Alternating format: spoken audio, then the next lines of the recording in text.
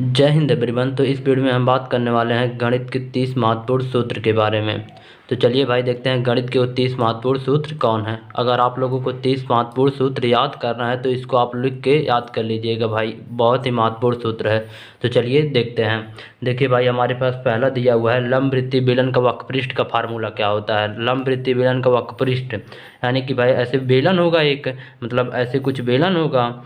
ये भाई देख लीजिए हमारा बेलन है, तो इसका हमें क्या ज्ञात करना है, वक्रपृष्ठ क्षेत्रफल बताना है। वक्रपृष्ठ क्षेत्रफल क्या होता है, तो इसका भाई सूत्र होता है हमारा 2πr/h। इसका सूत्र क्या होता है, लंब वृत्तीय बेलन के वक्रपृष्ठ का जो सूत्र होता है वह 2πr/h होता है, 2πr/h। तो जो भाई पाई का मान होता है, पाई का मान तो पाई एक अचर राशि है जिसका मान क्या होता है 22/7 होता है। आर क्या है, आर इसकी त्रिज्या है। जो बेलन है हमारा उसका त्रिज्या क्या होता है, वह आर होता है। और जो बेलन की ये लंबवत ऊंचाई होता है भाई, इसको हम एच कह देते हैं। यानी कि यहाँ त्रिज्या आर है और ऊंचाई एच है, तो उसका जो वक्रपृष्ठ होगा वो 2πr/h होगा। अब लंब वृत्तीय बेलन का संपूर्ण पृष्ठ का सूत्र क्या होगा, तो जो भाई संपूर्ण पृष्ठ का सूत्र होता है वो होता है हमारा 2πr इंटू होता है भाई r+h। यानी कि लंब वृत्तीय बेलन के वक्रपृष्ठ का जो सूत्र होता है 2πr+h। तो भाई अब देख लेते हैं लंब वृत्तीय बेलन के आयतन का सूत्र क्या होता है। देख लीजिए तीसरा सूत्र हमारे पास है, क्या है, आयतन। इसका मतलब लंब वृत्तीय बेलन का आयतन क्या होता है, तो लंब वृत्तीय बेलन का आयतन जो होता है भाई वो होता है हमारा πr²h। यानी कि लंब वृत्तीय बेलन के आयतन का जो सूत्र होता है πr²h। आर क्या है भाई, आर हमारा त्रिज्या है, एच क्या है, ऊंचाई है, बेलन की ऊंचाई है। हमने बताया यहाँ पे आर त्रिज्या है, इसकी ऊंचाई है भाई ये। उसके बाद अब देख लेते हैं अगला हमारे पास फार्मूला दिया हुआ है। देख लीजिए शंकु के वक्रपृष्ठ, तो शंकु के वक्रपृष्ठ का जो सूत्र होता है वो होता है हमारा πr/l।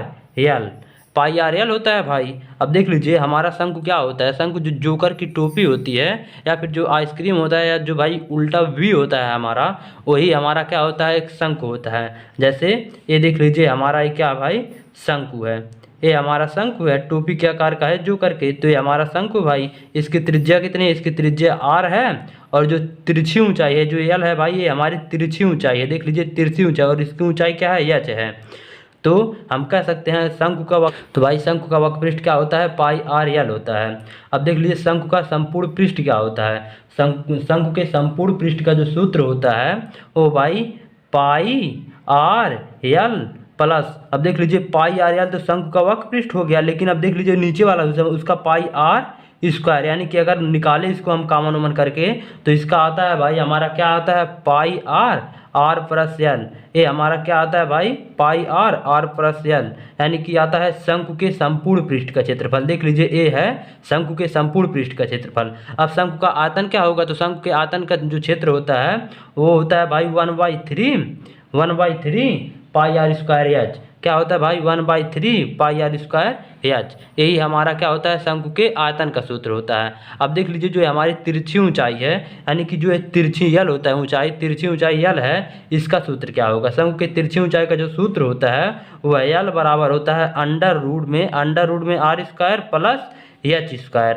यानी कि जो तिरछी ऊंचाई है, देख लीजिए हमारा तिरछी ऊंचाई यल है, ये हमारा भाई तिरछी ऊंचाई यल है, तो ये क्या है, एक समकोण त्रिभुज बन रहा है। तो समकोण त्रिभुज में हम इसी प्रकार से एक कण है हमारा, तो कण बराबर हो जाएगा अंडर रूट में r² + h²। यानी कि यल बराबर होता है अंडर रूट में r² + h²। यानी कि यल क्या है भाई, यहाँ पे तिरछी ऊंचाई, शंकु की जो तिरछी ऊंचाई होती है वह हमारा यल है। अब देख लीजिए आया गोले का अगला सूत्र है हमारा गोले का पृष्ठीय क्षेत्रफल।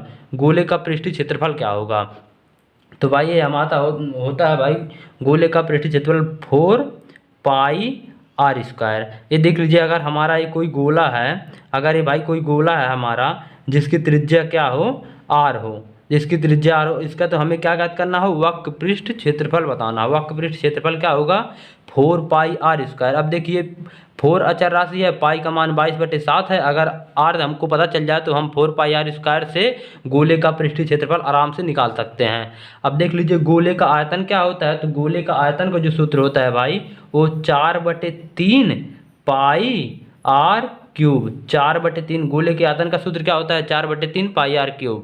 4/3 पाई आर क्यूब। अब देख लीजिए भाई दिया हुआ है हमारे पास 10वां सूत्र है अर्धगोले का। देख लीजिए ये हमारा गोला था और ये क्या भाई, अब की बार हमको निकालना है अर्धगोला। मतलब ये देख लीजिए ये तो मतलब गलत हो गया है। ये भाई अर्धगोला कुछ इस प्रकार का होगा। देख लीजिए ये हमारा क्या है, अर्धगोला है। तो इसका हमें क्षेत्र मतलब बताना है। इसका हम क्षेत्र पृष्ठीय क्षेत्रफल कैसे बताएंगे? तो अर्धगोला है तो इसका मतलब 4 पाई आर स्क्वायर होता था। पूरा गोला तो जब था उसका आधा हो जाएगा भाई 2 पाई आर स्क्वायर। अब देख लीजिए अर्धगोले का संपूर्ण पृष्ठ अगला हमारा है। अर्धगोले का क्या है भाई, अर्धगोले का हमारा है संपूर्ण पृष्ठ। तो अर्धगोले का संपूर्ण पृष्ठ क्या होगा, तो ए भाई क्या होगा, ए होगा 2 पाई आर स्क्वायर। उसके बाद ये जो एक मतलब ऊपर वाला हिस्सा बन जा रहा है इसका पाई आर स्क्वायर, यानी कि क्या हो जाएगा भाई 3 पाई आर स्क्वायर। यानी कि अर्धगोले का संपूर्ण पृष्ठ का जो क्षेत्रफल होता है वो होता है भाई 3 पाई आर स्क्वायर। अब अर्धगोले का आयतन क्या होगा, अर्धगोले का आयतन क्या होता है, तो गोले का आयतन होता है 4/3 पाई आर क्यूब। अब इसी का आधा अगर हम कर दें तो हो जाता है भाई हमारा 2/3 pi r cube, 2/3 pi r cube. अब देख लीजिए वृत्त के क्षेत्रफल का सूत्र क्या होता है, तो वृत्त का क्षेत्रफल पाई आर स्क्वायर। आर क्या है भाई, त्रिज्या है, पाई क्या है, अचर राशि है।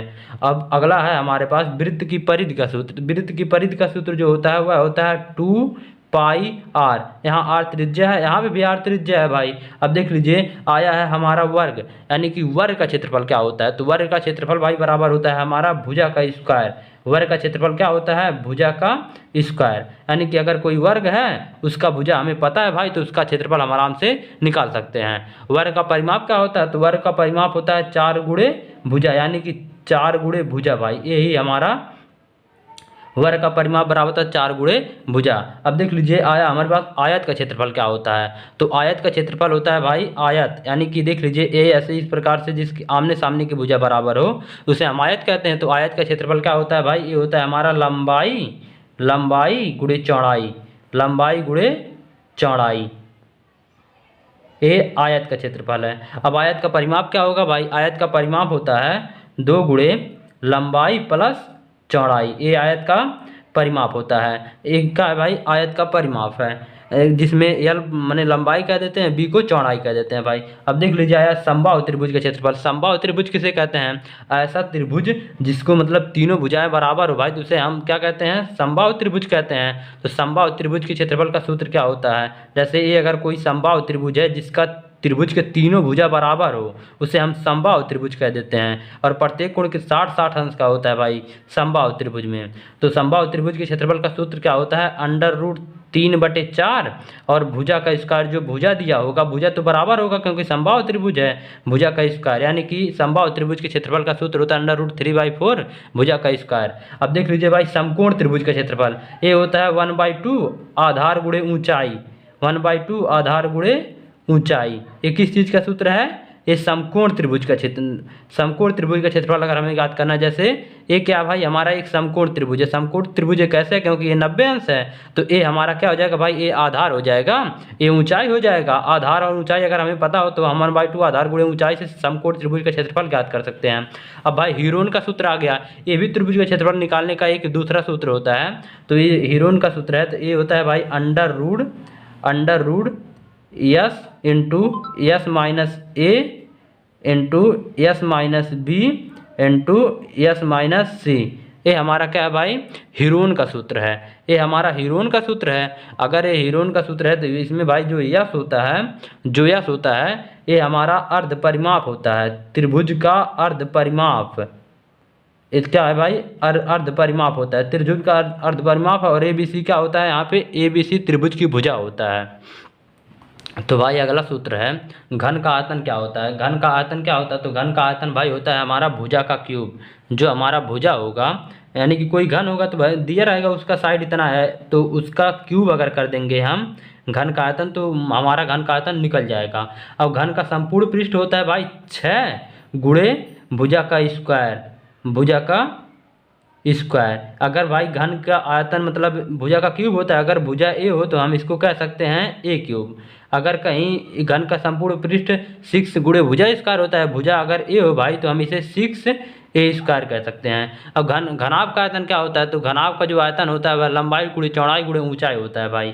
यल गुणे बी गुणे एच, लंबाई गुणे चौड़ाई गुणे ऊंचाई। अब घनाभ का संपूर्ण पृष्ठ क्षेत्रफल क्या होता है? घनाभ का संपूर्ण पृष्ठ क्षेत्रफल होता है 2 गुणे लंबाई चौड़ाई, चौड़ाई ऊंचाई, ऊंचाई लंबाई। यहाँ हमारे कहने का मतलब है भाई एल फॉर लंबाई, बी यानी कि बी वृत्त माने चौड़ाई होता है, L B B H H L, यानी कि घन आपका संपूर्ण पृष्ठ क्षेत्रफल क्या होगा? 2 गुणे लंबाई चौड़ाई प्लस चौड़ाई ऊंचाई प्लस ऊंचाई लंबाई। तो यही घनाभ के संपूर्ण पृष्ठ का क्षेत्रफल होता है भाई।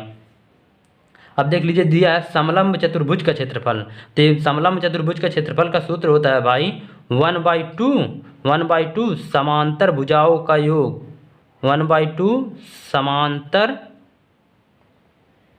भुजाओं का 1/2 समांतर भुजाओं का योग, 1/2 समांतर भुजाओं का योग गुणे उनके बीच की लंबवत दूरी, उनके बीच की लंबवत दूरी, लंबवत दूरी। तो भाई यही सूत्र होता है समलंब चतुर्भुज का क्षेत्रफल 1/2 समांतर भुजाओं का योग गुणे उनके बीच की लंबवत दूरी। पाइथागोरस प्रमेय क्या होता है? तो पाइथागोरस प्रमेय होता है भाई कर्ण का स्क्वायर बराबर क्या होता है? कर्ण का स्क्वायर बराबर होता है, कर्ण का स्क्वायर बराबर लंब का स्क्वायर, लंब का स्क्वायर प्लस आधार का स्क्वायर, लंब का स्क्वायर प्लस आधार का स्क्वायर। ये हमारा किस चीज़ का सूत्र है? ये हमारा भाई पाइथागोरस प्रमेय का।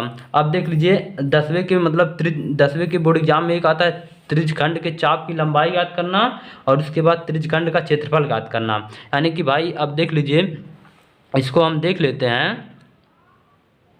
अब त्रिज्यखंड के चाप की लंबाई का सूत्र क्या होता है? तो भाई त्रिज्यखंड के चाप की लंबाई का जो सूत्र होता है वह होता है थीटा बटे 360 गुणे 2 पाई आर, 2 पाई आर। कैसे होता है भाई? अब देख लीजिए अगर कोई हमारे पास एक क्या है भाई वृत्त है, ये हमारा वृत्त है, तो इसका भाई कोई केंद्र होगा। अगर केंद्र होगा तो ये भाई यहाँ से अगर हम इसको हम मिला दें तो ये हमारा क्या हो जाएगा? ये त्रिज्या होगा और एक और त्रिज्या को यहाँ से यहाँ मिला दें। तो देख लीजिए यहाँ से यहाँ अगर हम एक और त्रिज्या को मिला दें और इसके बीच में कोई कोण बनेगा, कोण बनेगा जिसको हम थीटा कह देते हैं भाई।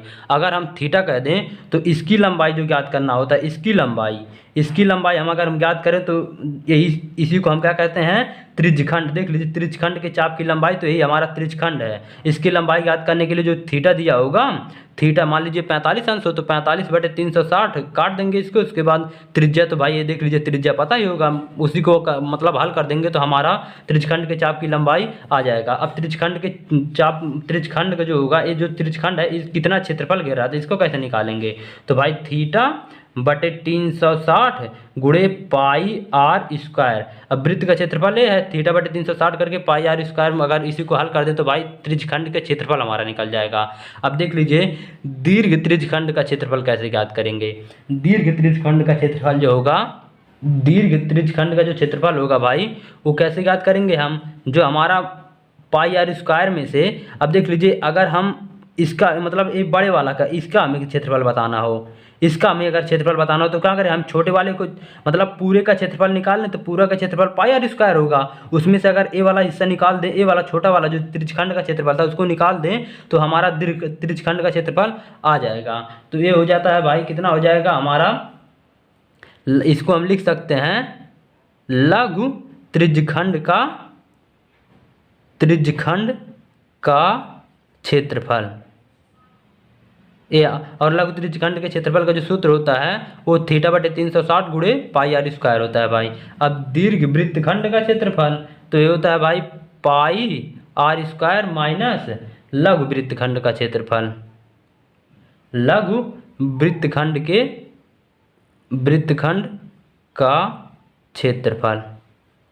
अब देखिए भाई 34 नंबर का शंकु के छिन्नक का आयतन क्या होता है? तो शंकु के छिन्नक का आयतन जो होता है 1/3 क्या होता है भाई? पाई एच R1 का स्क्वायर प्लस R2 का स्क्वायर प्लस R1 R2, 1/3 पाई एच R1 का स्क्वायर प्लस R2 का स्क्वायर प्लस R1 R2। ये शंकु के छिन्नक का आयतन का सूत्र है भाई। अब देख लीजिए शंकु के छिन्नक का जो वक्र पृष्ठ का क्षेत्रफल होता है वह होता है भाई pi L R1 plus R2। तो भाई यही 35 महत्वपूर्ण सूत्र थे। तो शायद आपको वीडियो पसंद, अगर वीडियो पसंद आया तो हमारे चैनल को सब्सक्राइब, वीडियो को लाइक जरूर कीजिए। जय हिंद।